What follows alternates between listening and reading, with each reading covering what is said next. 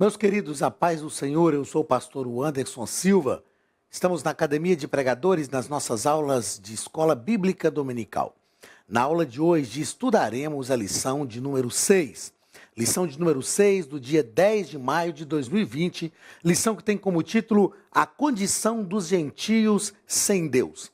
É claro que lembrar da nossa condição antes que Jesus estivesse na nossa vida é trazer à memória coisas muitas vezes deploráveis. A importância, entretanto, de pensarmos nisto é ver quem éramos antes da ação de Cristo para nos salvar. Aliás, antes da ação de Cristo na nossa vida, porque a ação de Cristo para nos salvar foi no Calvário, e ver quem nós nos tornamos depois que fomos salvos. Para que isso? A fim de guardarmos a nossa vida, mantermos a nossa comunhão com Deus, para que não voltemos às velhas práticas e à velha condição. Então, na lição de hoje, nós estudaremos sobre isso, sobre a condição dos gentios sem Deus. O texto áureo da nossa lição está em Filipenses capítulo 2 e versículo 11. Portanto, lembrai-vos. Veja, Paulo fala isso com a igreja de Éfeso. Lembrem-se de quem vocês eram. Lembrem-se dos problemas, das catástrofes, do desastre que vocês eram. E reflitam sobre quem vocês são hoje. Portanto, lembrai-vos de quem vós noutro tempo éreis, gentios, ou lembrai-vos de que vós noutro tempo éreis gentios na carne e chamados incircuncisão pelos que na carne se chamam circuncisão, feito pela mão dos homens. Efésios capítulo 2 e versículo 11. Verdade prática. Outrora, sem Deus, por meio de Cristo, os gentios tornaram-se descendência de Abraão e herdeiros da promessa ou das promessas de Deus. Então, o que éramos antes como gentios, éramos sem Deus por meio de Cristo. Éramos sem Deus e por meio de Cristo, hoje, nos tornamos descendentes de Abraão e herdeiros da promessa. Ponto central da lição. Os gentios tornaram-se descendência de Abraão e herdeiros da promessa, ou seja, as bênçãos de Deus prometidas a Abraão vêm também sobre a nossa vida. Objetivos da nossa lição. Objetivo geral, esclarecer de que modo os gentios estiveram privados da promessa messiânica e objetivos específicos, conceituar espiritualmente a circuncisão e a incircuncisão. Segundo, explicar a antiga condição dos gentios sem Deus e sem Cristo. E terceiro, afirmar que, desprovidos de Deus, os gentios marchavam para a perdição eterna. Afirmar que, desprovidos de Deus, os gentios marchavam. Isso está no passado. A morte de Cristo no Calvário já mudou esta situação na nossa vida. Leitura bíblica em classe. Efésios capítulo 2, versículos 11 e 12 e Romanos capítulo 4, do versículo 12 ao versículo 14. Portanto, lembrai-vos de que vós noutro tempo éreis gentios na carne e chamados incircuncisão por aqueles que, pelos que na carne se chamam circuncisão, feita pela mão dos homens, que naquele tempo estáveis sem Cristo, separados da comunidade de Israel e estranhos aos concertos da promessa, não tendo esperança e sem Deus no mundo. Capítulo 4 de Romanos. E fosse pai da circuncisão, daqueles que não somente são da circuncisão, mas que também andam nas pisadas daquela fé que teve nosso pai Abraão, que tivera na circuncisão. Porque a promessa que havia de ser herdeiro do mundo não foi feita pela lei a Abraão ou a sua posteridade, mas pela justiça da fé. Pois os que são herdeiros, os que são da lei, são herdeiros. Logo, a fé Pois se os que são da lei são herdeiros, logo a fé é vã e a promessa é aniquilada. Vamos à introdução da nossa lição. O nosso comentarista vai deixar claro na nossa introdução que Paulo vai citar na carta aos Efésios 5 formas de privação, as quais estavam sobre a vida dos gentios. Quais são essas privações? Estavam sem Cristo, estavam separados de Israel, estavam alienados quanto à promessa, estavam sem esperança e sem Deus no mundo. Então essas são as 5 formas de privação às quais os crentes estavam submetidos. Primeiro, estavam sem Cristo, ou seja, não havia para os gentios uma esperança messiânica, e muito menos a ação de Cristo se voltava para os gentios. Porque, na prática, é lógico que nós sabemos que a salvação, Deus sempre previu a salvação para o mundo inteiro, mas dentro da visão da comunidade judaica, e Paulo está falando para gentios que vivem nesse tempo, até porque o cristianismo iniciou-se na comunidade judaica, dentro dessa visão da comunidade judaica, os gentios não tinham direito, então estavam sem Cristo. Segundo, estavam separados de Israel, então os privilégios que repousavam sobre a nação de Israel, não repousavam sobre os gentios. Terceiro, alienados quanto à promessa, porque a promessa era para Abraão e para a sua descendência. Estavam sem esperança. Nós vamos entender isso aqui, que não havia uma esperança, porque a esperança era judaica, judaico-messiânica, e estavam sem Deus no mundo. Estavam sem Deus no mundo. A gente vai perceber que os gentios, por terem práticas de adoração a diversos deuses, estavam, na verdade, sem o verdadeiro Deus, sem a promessa do verdadeiro Deus. Primeiro ponto, nosso comentarista, pastor Douglas Batista, vai tratar sobre chamados incircuncisão. Primeiro parágrafo, ele vai tratar sobre o conceito da circuncisão. O que era a circuncisão? A circuncisão era a remoção cirúrgica do prepúcio do órgão sexual masculino. E o nosso comentarista nos coloca que era preciso na lei um sinal externo de quem pertencia ao povo da aliança de Deus. O comentarista nos coloca ainda, e eu deixo claro que quando grifamos essas partes no texto, é para que você, que é professor de escola dominical, não precise ler a lição na classe. É só você grifar algumas partes do texto que são importantes e necessárias de serem comentadas. Então, quem não era circuncidado era tido como incircunciso e, portanto, estava fora da comunidade de Israel. O termo incircunciso é um termo pejorativo. Pejorativo.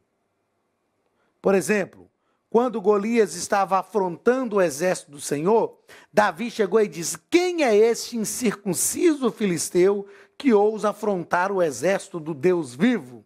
Isso quer dizer que os incircuncisos eram retirados da comunidade de Israel, eram relegados a uma situação de distanciamento total de Deus. Então esse é o conceito da circuncisão. No segundo parágrafo, o nosso comentarista vai falar sobre o significado religioso da circuncisão. Então esse significado religioso apontava para a santificação, e como a corrupção e as práticas idólatras eram frequentes, fortemente relacionadas com a sexualidade, a circuncisão simbolizava aliança de purificação requerida ao povo escolhido. Ou seja, a circuncisão era um sinal. O nosso comentarista coloca que ela simbolizava a aliança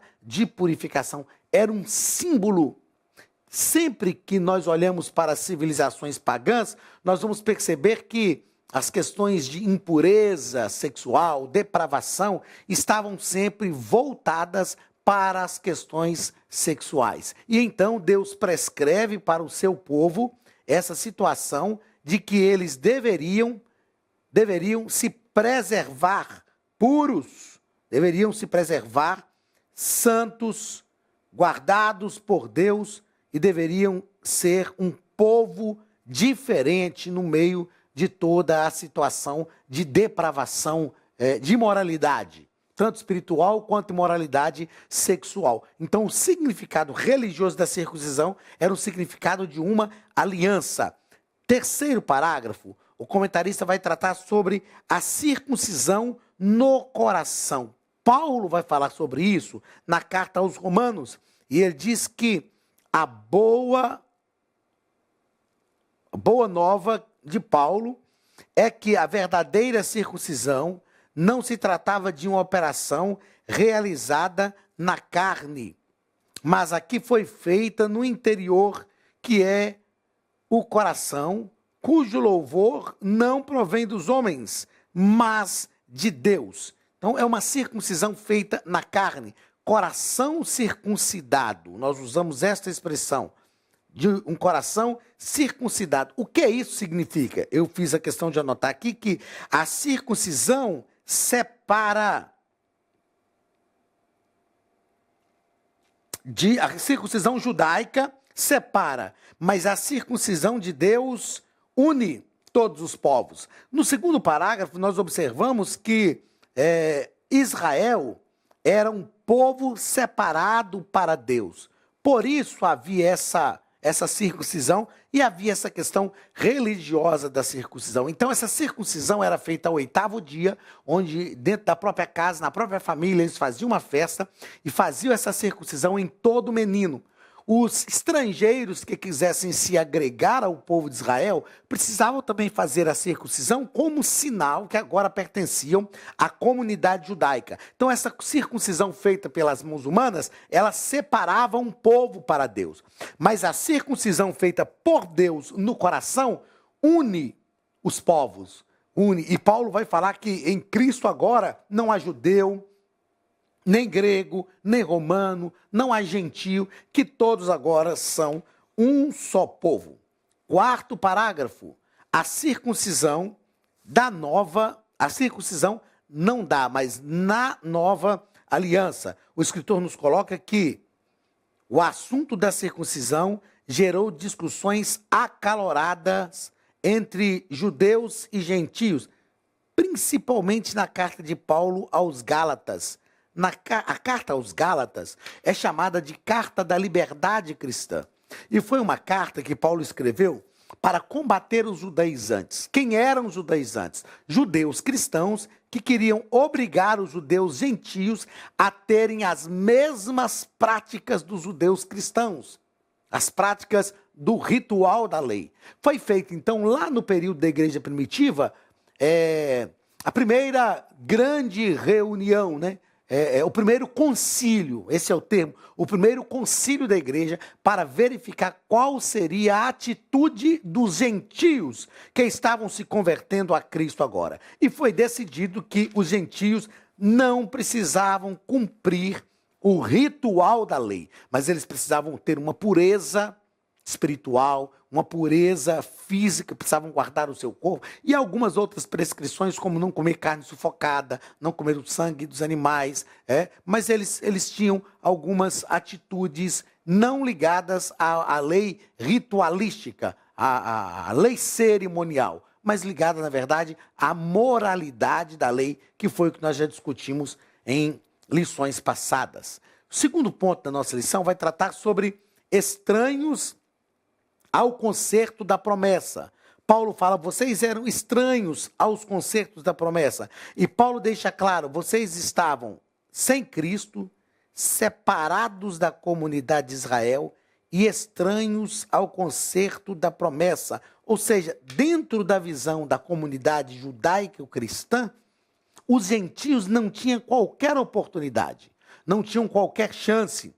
Eu anotei aqui o seguinte: os judeus acreditavam ser os únicos merecedores da salvação.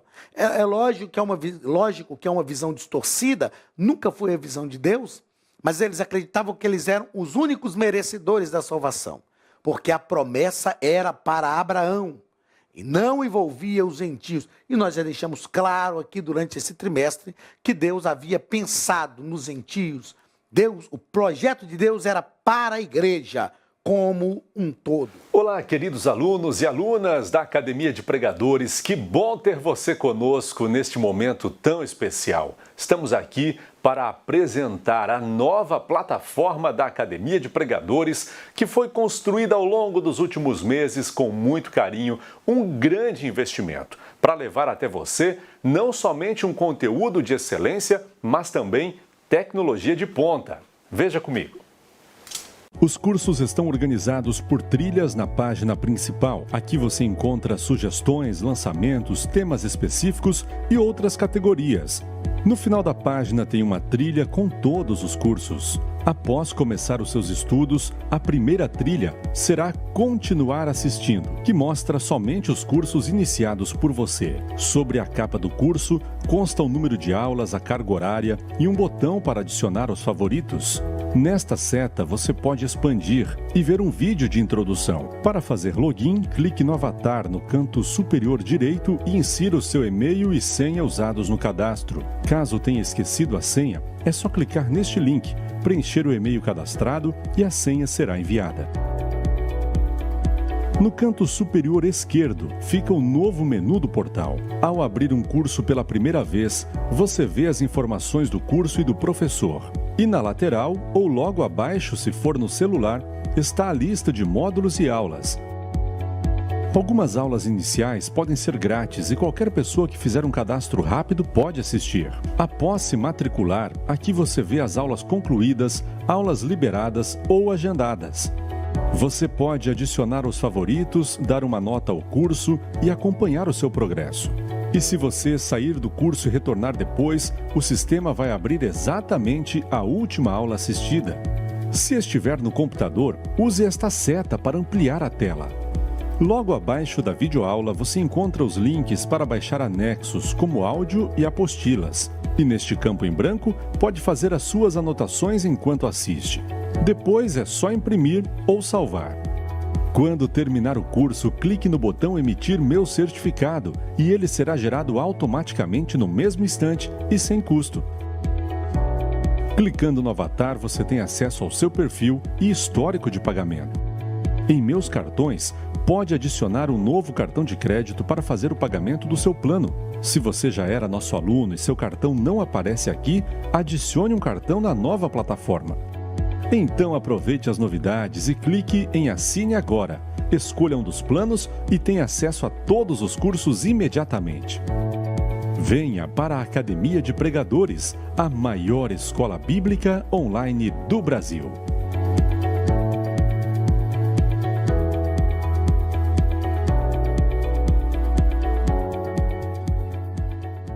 Segundo parágrafo do segundo ponto, nós vamos tratar sobre separados da comunidade judaica.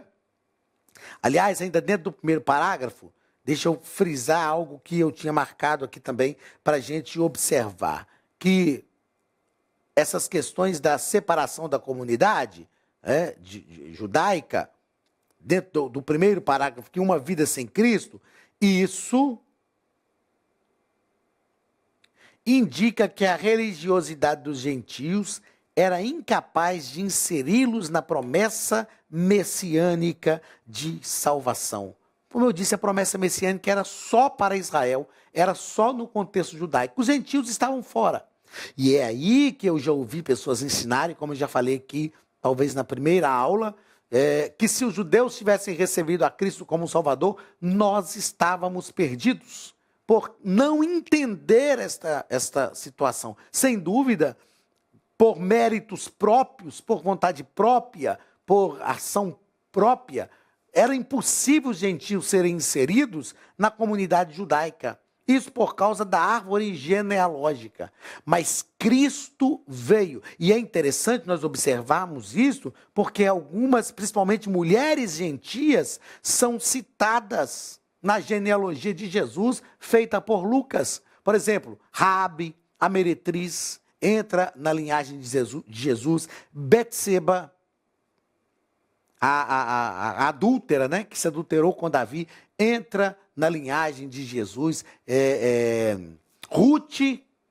Ruth, a moabita, entra na linhagem de Jesus. Então nós entendemos que por esforço próprio, por esforço pessoal, era impossível isto acontecer. Era impossível que os gentios fossem inseridos nesta promessa, porque a promessa era para a comunidade judaica. Estávamos realmente separados, vivendo uma vida sem Cristo. No segundo parágrafo, o comentarista vai tratar sobre separados da comunidade de Israel. Então, estávamos sem Cristo, estávamos também separados da comunidade de Israel. Quando nós pensamos nessa situação de ser separados da comunidade de Israel, o comentarista trata que eles estavam excluídos não só dos símbolos externos, mas também não fazia parte do povo escolhido e, consequentemente, não podiam usufruir dos privilégios da aliança de Abraão. Jesus deixou claro aos judeus, dizendo assim, Deus até das pedras pode suscitar descendência a Abraão. Mas isso era muito relevante. É lógico que para nós, comunidade brasileira, para nós brasileiros entendemos isso, é um tanto quanto complicado também, porque nós somos resultado de uma miscigenação racial. Nós somos resultado de uma diversidade racial muito grande. Mas para o judeu, não. Era importante preservar a história da família, a origem deles, o lugar de onde vieram. Era muito importante para eles preservarem isso. Entretanto, eles estavam realmente separados. Entretanto, Jesus Cristo veio para mudar essa história. O nosso comentarista coloca aqui também o seguinte, que a constatação cruel era que Deus não havia se revelado aos gentios, pois a chamada divina fora feita a Abraão e sua descendência. Nessa perspectiva, a lei e as promessas não pertenciam somente, a lei e as promessas pertenciam somente aos judeus, e desse modo os gentios estavam fora do alcance das bênçãos de Deus prometidas a Abraão, Isaque e Jacó. Então é importante destacarmos isso aqui, ó. É importante destacarmos isso. Os judeus estavam totalmente fora.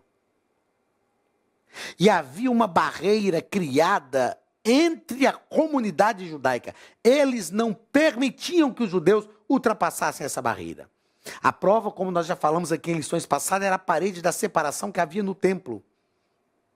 A parede da separação que havia no átrio dos gentios, onde os gentios ficavam e não podiam passar de forma alguma. Era uma situação era uma situação extremamente exclusivista, de extrema exclusividade religiosa. Então, era só para os judeus e os gentios estavam realmente fora. Terceiro parágrafo desse segundo ponto, o comentarista vai falar sobre alienados aos pactos da promessa. Veja bem, se os gentios estavam sem Cristo, se os gentios estavam separados da comunidade de Israel e o pacto da promessa, os pactos da promessa eram inerentes ao povo judeu, a Israel, então os gentios estavam alienados, fora, totalmente separados. Terceiro ponto, o comentarista vai continuar, como eu disse, eu falei que é algo magnífico nessa lição, nessa revista, o comentarista faz, na verdade, um estudo bíblico sobre o texto da leitura bíblica em classe. E aqui o comentarista vai nos tratar sobre a abordagem quando Paulo fala que eles estavam sem esperança e sem Deus no mundo. Ou seja, eles não tinham esperança. Paulo passava a descrever a situação dos gentios que viviam não tendo esperança. O que é ter esperança? É ser motivado por alguma coisa. Ainda por esses dias, eu estava ministrando sobre escatologia e dizendo que a esperança escatológica deve nos mover.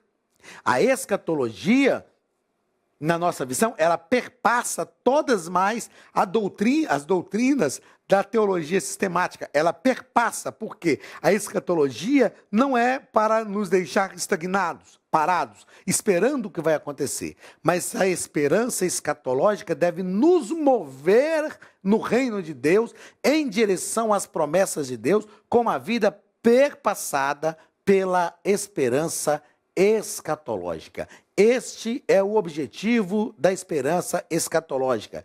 O comentarista Paulo, aliás, vai nos dizer, e o comentarista vai abordar, que Paulo afirma à igreja gentia de que eles estavam também sem Deus no mundo. Sem Deus no mundo. Havia uma característica muito interessante nas comunidades do mundo antigo. Cada sociedade assumia a adoração a um Deus. E esse Deus protegia aquela sociedade. O mundo grego, por exemplo, adorava a vários deuses. A gente fala que o panteão grego tinha diversos deuses. Um Deus para cada coisa. E a ideia é que quando uma civilização lutava contra outra, não era só um conflito social, era um conflito também religioso. A civilização ou a sociedade, a comunidade que vencesse, isso queria dizer que o seu Deus era mais poderoso do que o outro. Lembra do profeta Elias, quando ele disse aos adoradores de Baal, aos profetas de Baal, nós vamos clamar ao Senhor e vamos clamar que o Deus responda com fogo. O Deus que responder com fogo é um Deus de verdade.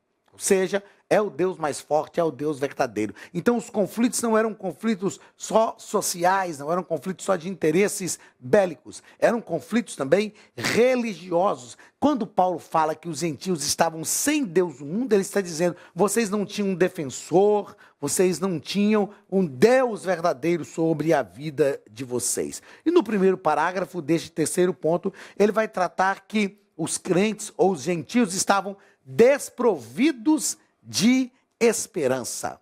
Não havia esperança.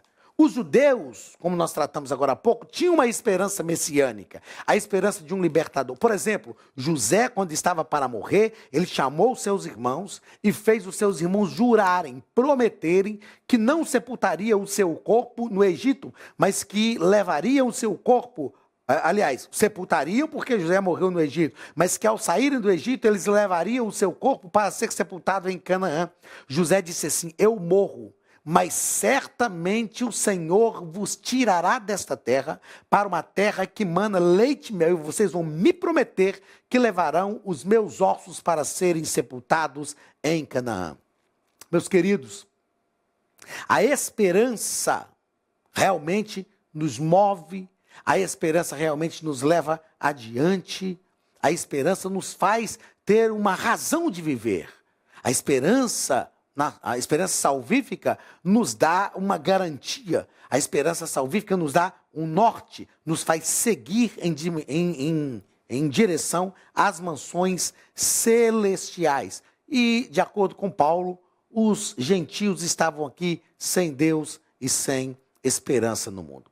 Então, neste primeiro parágrafo do terceiro ponto, nós vamos tratar que os judeus estavam desprovidos de esperança. Então, eles não tinham uma razão, uma motivação para continuar seguindo adiante. E no segundo parágrafo deste terceiro ponto, Paulo vai dizer aos judeus que eles estavam sem Deus no mundo. O que era, então, estar sem Deus no mundo? Por meio do seu paganismo, eles estavam alienados do Deus que havia se revelado a Israel. Isso significa dizer que suas vidas eram regidas pela falsa ideia de divindades pagãs que as mantinham escravizadas em densas trevas espirituais. Como nós já falamos, o que Paulo está deixando claro à igreja de Éfeso é que eles não estavam inseridos na comunidade de fé que tinha o Deus verdadeiro. Chegamos ao final da nossa aula e o que fica muito nítido para nós nesta lição de número 6, quando nós tratamos aqui sobre a condição dos gentios sem Deus, é que os gentios sem Deus estavam realmente perdidos. Não tinham esperança, não faziam parte de uma comunidade que tinha esperança, estavam relegados ao fracasso, isso dentro da visão judaica. Sem dúvida, dentro da visão divina, esta não era uma verdade. Repito o que eu disse no início da nossa aula e finalizo a aula com esta palavra também. Porque é importante olhar para a nossa velha condição, para quem nós éramos e quem nós somos hoje. Há um dito popular que assevera, as pessoas, depois que vem alguém numa situação melhor, dizem, olha, quem te viu e quem te vê, hein? Então é importante pensarmos nisso. Quem nós éramos e quem nós somos hoje. Como nós estávamos e como estamos hoje. Quais eram os nossos projetos, o que dominava sobre a nossa vida e quais são os nossos projetos e o que domina sobre nós hoje. Aquilo que dominava sobre a nossa vida, hoje nós dominamos, porque nós somos libertos do pecado para viver com Cristo, livres para a glória do nome de Jesus. É sempre importante esta reflexão, não só na vida espiritual, mas em todas as fases, as facetas da nossa vida. Olhar para quem nós éramos e quem nós somos hoje, a fim de verificarmos que Deus tem nos prosperado, nos ajudado e que nós não podemos retroceder e viver segundo o curso da nossa antiga vida. O velho homem tem que continuar sepultado e a velha natureza continuar dominada pelo poder da palavra de Deus, restrita ao lugar onde ela deve estar. Paulo nos diz que nós devemos trazer todo o pensamento cativo a Cristo. Isto é, obrigar a nossa mente a pensar em Cristo, suplantar a velha natureza e não permitir que esta velha natureza domine sobre nós. Que o Senhor nos ajude, que o Senhor nos abençoe. Nós éramos esses gentios, sem paz, sem esperança, fora da comunidade de Israel. Mas agora, em Cristo, nós somos transformados e temos uma razão para viver. Deus te abençoe em nome de Jesus. Um grande abraço do pastor Anderson Silva e da Academia de Pregadores e até a semana que vem, em nome de Jesus. Estude a Bíblia Sagrada de forma simples, pela internet, mas com profundidade. Desvende os mistérios da palavra e transforme completamente seu conhecimento bíblico e sua vida ministerial. Este projeto inovador, inédito em língua portuguesa, reúne alguns dos melhores ensinadores da atualidade para capacitar a igreja e preparar líderes. Já são milhares de alunos em 48 países que estão desfrutando de aulas espirituais e cheias de revelações. Na Academia de Pregadores, você vai encontrar professores que são referência naquilo que falam, preparados para ensinar. Nomes como Elianai Cabral, Cláudio Gama, Alain Prisotti, Napoleão Falcão, Carvalho Júnior, Benhur Lopes, Josué Brandão, Elias Torralbo e muitos outros. Cursos com certificados, reconhecimento e conteúdo de excelência. Tenha acesso ilimitado a todos os cursos pagando apenas R$ 49,90 por mês.